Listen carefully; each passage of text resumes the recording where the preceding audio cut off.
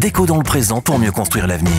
La chronique d'Interentreprise avec Francette Florimond. Bonjour, j'espère que vous allez bien. Depuis le début de la semaine, nous échangeons sur le plan stratégique de CMA-CGM pour les grands ports maritimes de la Martinique et de la Guadeloupe, les transformant en hub pour la partie sud de la Caraïbe après un investissement de 150 millions d'euros chacun. Nous avons vu que ce projet nécessite une approche systémique. Par exemple, la programmation pluriannuelle de l'énergie, la PPE de chacun de ces territoires, devrait être profondément modifiée pour prévoir l'énergie nécessaire à un tel projet. De même, CMA-CGM annonce que dans cette configuration, la Martinique et la Guadeloupe serviront de hub pour l'approvisionnement de la Guyane, de Saint-Martin et de Saint-Barthélemy. Or, aujourd'hui, c'est déjà le cas.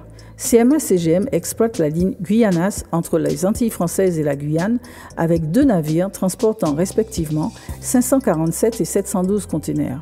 Un troisième devrait prochainement être ajouté pour pallier le déficit de rotation.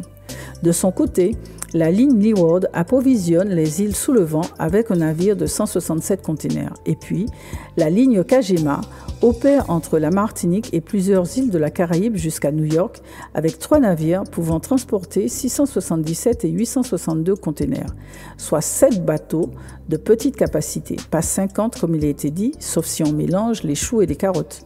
De même, Rodolphe Saadé a annoncé qu'il relance le projet Kalinago, attendu depuis 2 ans, à savoir une liaison maritime pour les petites îles du Sud, effectuée avec un bateau pouvant transporter jusqu'à 200 containers. Bonne nouvelle! Quant au transbordement, CMA-CGM exploite depuis 2020 la ligne Brazex 2 entre la Guadeloupe et le Brésil. La compagnie annonce sa montée en puissance vers la Guadeloupe. Concernant le transbordement, cette annonce est intéressante. Mais sur les 10 dernières années, les 2 ports maritimes de Guadeloupe et de Martinique ont tâté au transbordement avec CMA-CGM justement. L'activité a été très erratique. La compagnie le reconnaît, des rotations positionnées enlevées d'une semaine à l'autre sans préavis ni retour, entraînant des déséquilibres certains dans le compte d'exploitation des ports. La semaine prochaine, nous verrons son plan pour y remédier.